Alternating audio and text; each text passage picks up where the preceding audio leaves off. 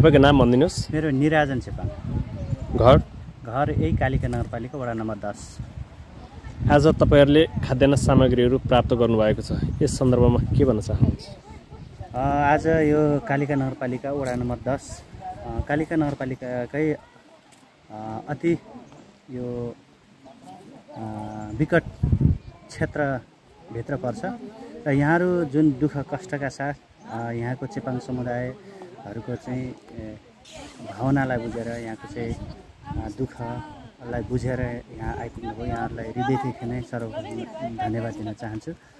र जुन हाम्रो डाँडापाखामा बस्ने चेपाङ समुदाय आमाबुवा दाजुभाइहरू अझै पनि चाहिँ जीवन गुजारा गर्नलाई एकदमै कठिनाइ अवस्थामा छ।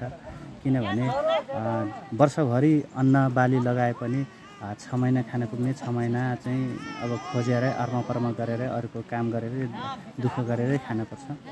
तसर्थ यहाँहरूले यो समयमा ल्याएर एक बोरा भए पनि चामल प्रदान गर्नुभएको छ।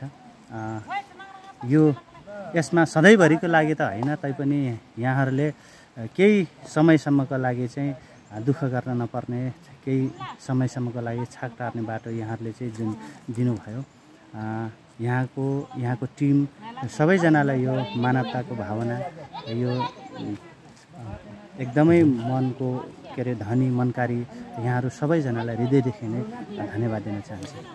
तपाईको चेपाङ समुदायमा नेतृत्वदायी भूमिका निर्वाह गर्दै आउनुभएका डिल्ली चेपाङलाई कसरी सम्झिन चाहनुहुन्छ तपाईले?